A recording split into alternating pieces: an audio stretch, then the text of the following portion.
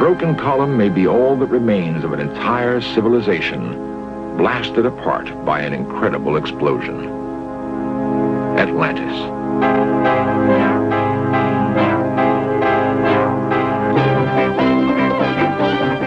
This series presents information based in part on theory and conjecture. The producer's purpose is to suggest some possible explanation, but not necessarily the only ones, to the mysteries we will examine. And I am Leonard Nimoy's brother, Chuck. And this is The Nature of Educational Change.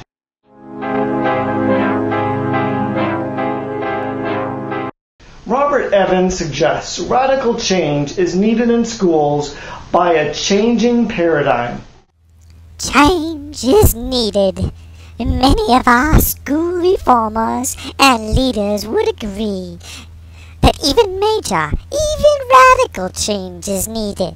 However, this radical change is often met with the reality of fundamental truths about change, those based on the psychology and organizational behavior, all of which, when ignored, send even massive efforts crashing. What is being missed in our innovation-packed agenda for school change is the gaps between training and implementation. These miss the marks because most change is aimed at first-order change rather than second-order change.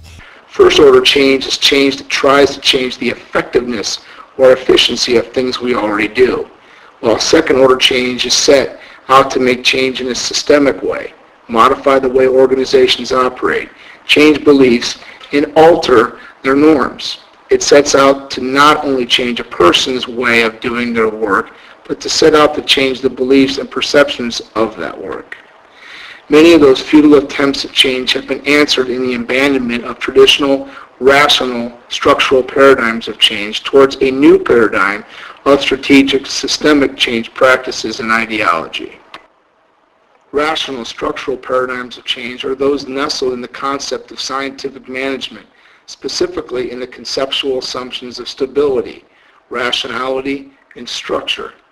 The rational structural approach reflects the basic Newtonian physics, whereas the world is an ordered place and things simply unfold based on casual and linear laws. The words fixed, structure, roles, rules, top-down, and pressuring are all terms that describe rational systems change theory. Strategic systems theorists challenge the aforementioned traditional point of view that sees change as incremental rather than consistent, chaotic rather than organized, fluid rather than concrete. The words turbulent, emerging, pragmatic, culture, and meaning all describe strategic systems ideology.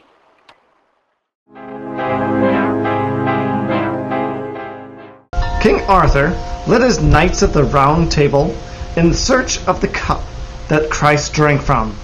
The Holy Grail has never been found, but many archaeologists and adventurers still seek the famous chalice. Evans also is on a quest in search of the meaning of change by looking at our human duality and unique cultural values. Change carries with it a unique human duality. We embrace it and we resist it. Change is oftentimes seen as progress and in social contexts are seen as positive.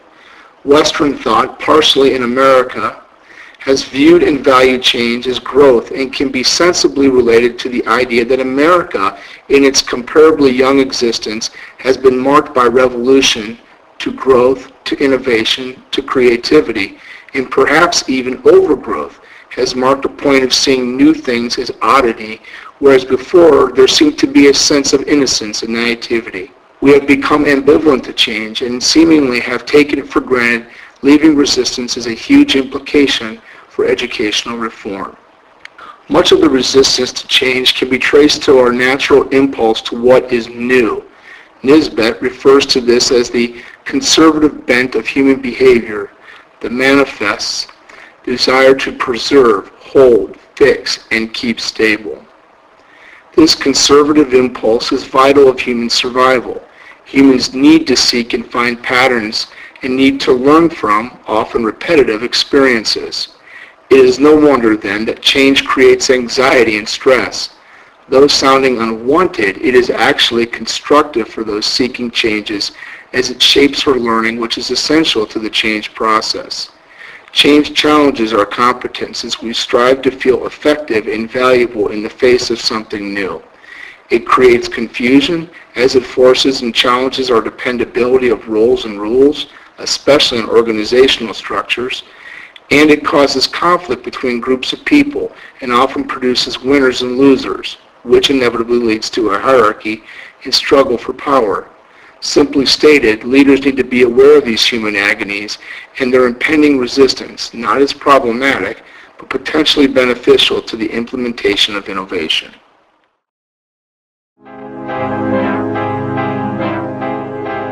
There are stories of aliens who have the ability to hypnotize Earthlings and perform unwilling experiments on them in their alien spaceships, where resistance is futile.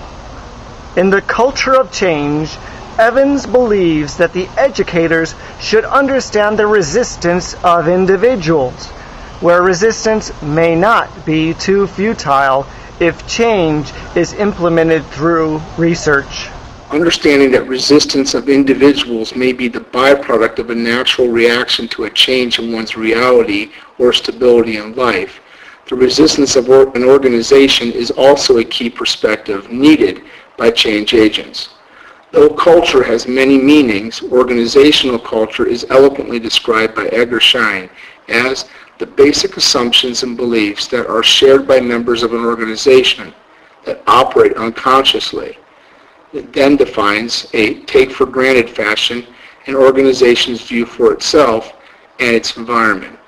These assumptions and beliefs are learned responses to the group's problems and become unappreciated because they repeatedly solve problems for the organization.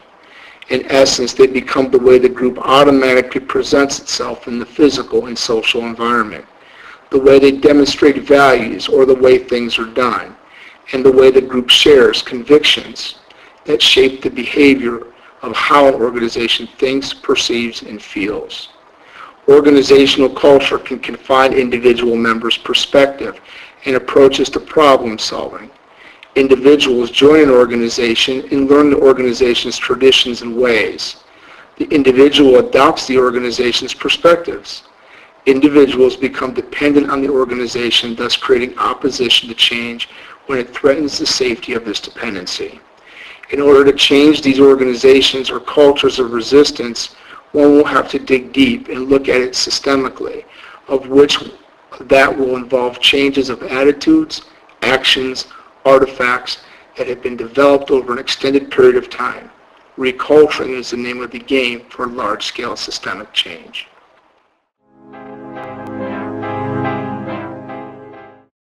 Albert Einstein created scientific history with his popular theory of relativity with the equation E equals mc squared. He measured 4 dimensions of length, width, height, and time, all being relative to one another. Later, in particle physics, they unify gravity and forces for the 5th dimension.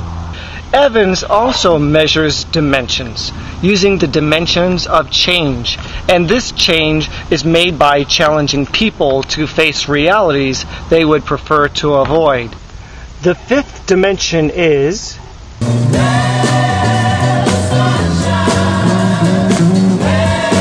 Oops, sorry about that. That was the singing group, the 5th Dimensions. I mean, here are Evans' 5 dimensions.